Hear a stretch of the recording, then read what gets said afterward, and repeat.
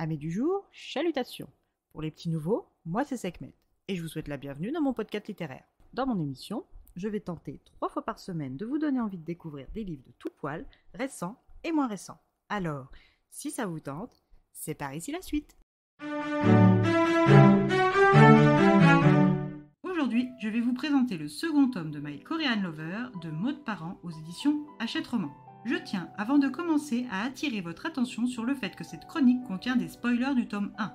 Alors si vous n'avez pas encore lu le premier tome et que vous ne voulez pas être spoilé, je vous conseille de passer votre chemin. Alors, maintenant que nous sommes entre nous, commençons. Dans ce second volume, nous nous retrouvons à Paris aux côtés de Lila 2 ans après son aventure coréenne. Taeyong et elle se sont séparés avant que ce dernier n'entre à l'armée pour effectuer son service militaire obligatoire. Nanae manque toujours affreusement à Lila qui commence seulement à se pardonner de ne pas avoir vu à temps que son amie allait mal. La publication de son aventure coréenne avec elle, intitulée My Korean Lover en son honneur, a rencontré du succès. Et sur un plan professionnel, elle a l'impression de stagner chez GQ alors qu'elle pensait pouvoir faire des étincelles. Ses 3 meilleures amies sont toujours Sophie, Marc et Tony. C'est dans ce mood empli de spleen que Lila reçoit un appel d'un certain Hervé de l'étage tant convoité de la section culture et beaux-arts chez GQ. Il lui annonce qu'une place se libère dans sa section et que même si elle n'est pas en pole position, elle est dans la course. Il ne tient qu'à elle de se démarquer durant les prochains jours avec son art afin d'obtenir son augmentation et son évolution professionnelle.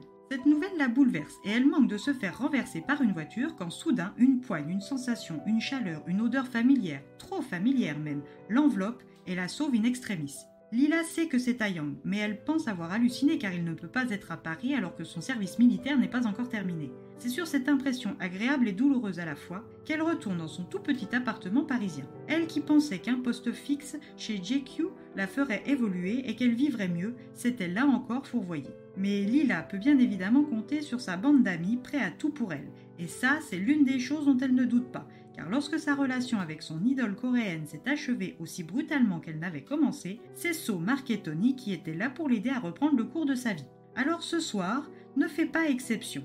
Et c'est à 4 qu'il commence à planifier l'avenir professionnel de Lila. Tony, en grand fan de K-pop et de King Kong en particulier, annonce son groupe son retour à la vie civile pour un défilé parisien très sélect et quasi secret. Il n'en faut pas plus à notre quatuor pour décider que Lila devrait envoyer un message à Taeyong afin d'obtenir une place. Lila est réticente, mais le dernier post Instagram de l'idole laisse à penser qu'il est fiancé à un autre et la rumeur veut que son fiancé soit le mannequin Daniel Kwan.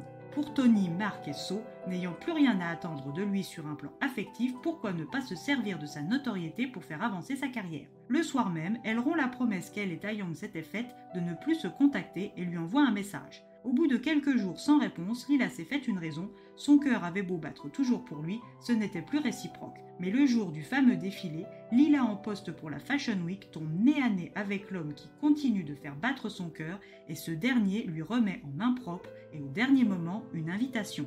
Cette rencontre est-elle celle de trop pour son cœur encore amoureux? Est-elle la première d'une nouvelle série? La vie décidera-t-elle de réunir Lila et Taeyong malgré leurs vies si différentes? C'est là que réside tout l'enjeu de ce 2e tome.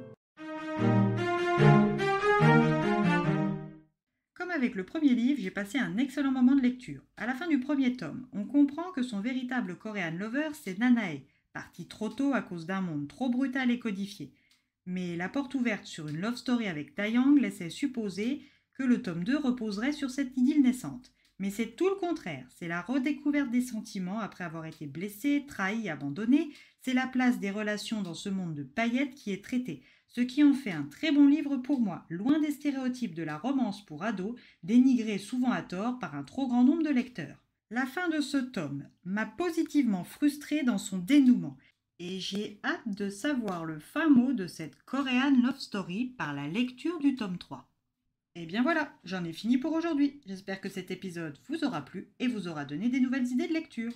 Si vous souhaitez découvrir d'autres petits bonbons littéraires tout droit sortis de ma bibliothèque, je vous retrouve le samedi 18 février prochain pour un nouvel épisode. Et si d'ici là, je vous manque de trop, c'est toujours le même chemin. Hâte les lectures de Sekhmet sur Instagram. Sur ce, chalut les amis et à la prochaine!